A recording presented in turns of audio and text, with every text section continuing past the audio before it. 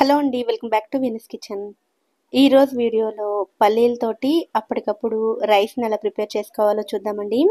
Lunch box prepare చేయడానికి ఎక్కువ time లేనప్పుడు చాలా సింపుల్ ప్రాసెస్‌లో అప్పటికప్పుడు ఈ రైస్‌ని ప్రిపేర్ చేసుకోవచ్చు. టేస్ట్ అయితే చాలా చాలా బావుంటుంది. వీడియోని ఎక్కడ స్కిప్ చేయకుండా చివరి వరకు చూసి ఈ పల్లీ రైస్‌ని మీరు కూడా తప్పకుండా ట్రై చేయండి. రెసిపీ కనుక నచ్చినట్లయితే ఒక లైక్ చేసి ఛానల్‌ని కూడా సబ్స్క్రైబ్ చేసుకోండి. ఈ పల్లీ రైస్‌ని ప్రిపేర్ చేయడం కోసం నేను ఇక్కడ 1 కప్పు వరకు రైస్‌ని తీసుకుని 2 కప్పుల వాటర్‌ని వేసుకుని 3 విజిల్స్ వచ్చేంత వరకు ఉడికించి తీసుకున్నాను. ఇప్పుడు స్టవ్ మీద కడాయిని పెట్టుకుని అందులోకి పావు కప్పు వరకు పల్లీలను వేసుకుని మంటను లో ఫ్లేమ్‌లో పెట్టుకుని ఈ పల్లీలను ఫ్రై చేసుకోవాలి. వీటిని లో ఫ్లేమ్‌లో పెట్టుకుని నిదానంగా ఫ్రై చేసుకోవాలి.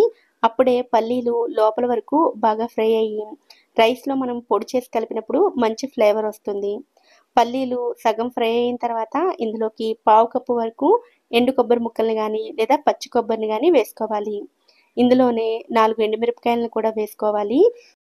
ఇవన్నీ కూడా రంగు మారేంత వరకు ఫ్రై చేసుకోవాలి. స్టవ్ ఆఫ్ చేసుకోవాలనుకునే ఒక నిమిషం ముందు పావు కప్పు వరకు నువ్వులను వేసుకుని 1 నిమిషం పాటు ఫ్రై చేసుకోవాలి. ఆల్రెడీ కడాయి వేడిగానే ఉంటుంది కాబట్టి నువ్వులు త్వరగానే వేగిపోతాయి. ఇలా వీటన్నిటిని బాగా ఫ్రై చేసుకున్న తర్వాత స్టవ్ ఆఫ్ చేసుకుని వీటిని ఒక ప్లేట్‌లోకి తీసుకుని పూర్తిగా చల్లారనివ్వాలి.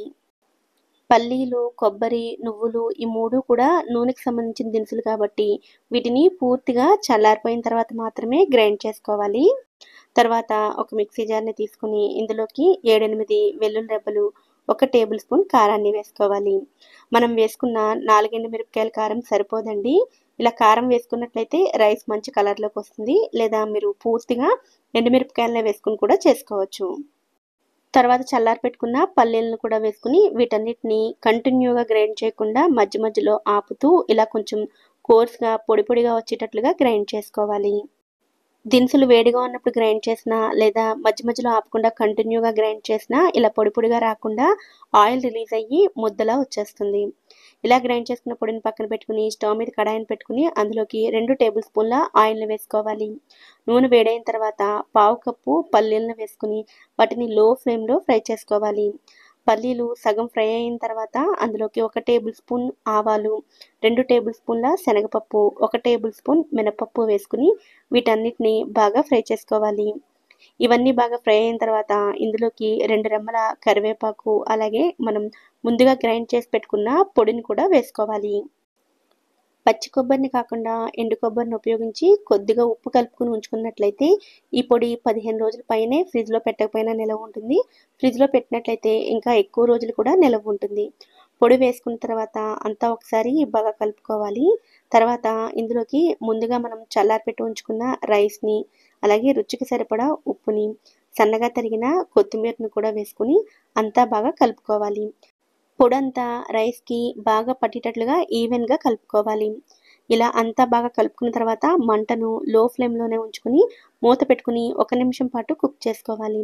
ఇలా చేయడం వలన పొడిలోని ఫ్లేవర్ అంతా కూడా రైస్‌కి బాగా పట్టుకుంటుంది. 1 నిమిషం తర్వాత మూత తీసుకొని స్టవ్ ఆఫ్ చేసుకుంటే పల్లీ రైస్ రెడీ అయిపోతుంది. ఎప్పుడైనా హెల్త్ బాలేనప్పుడు లేదా తక్కువ టైంలో లంచ్ బాక్స్ ప్రిపేర్ చేయాల్సి వచ్చినప్పుడు పొడిని రెడీ చేసి పెట్టుకున్నట్లయితే అప్పటికప్పుడు రైస్‌ని ప్రిపేర్ చేసుకొని చాలా ఈజీ ప్రాసెస్‌లో ఈ పల్లీ రైస్‌ని ప్రిపేర్ చేసుకోవచ్చు. పిల్లల నుంచి పెద్దల దాకా అందరూ కూడా చాలా ఇష్టంగా తింటారు. మరి సింపుల్ ప్రాసెస్‌లో చేసుకునే పల్లీ రైస్‌ని మీరు కూడా తప్పకుండా ట్రై చేయండి.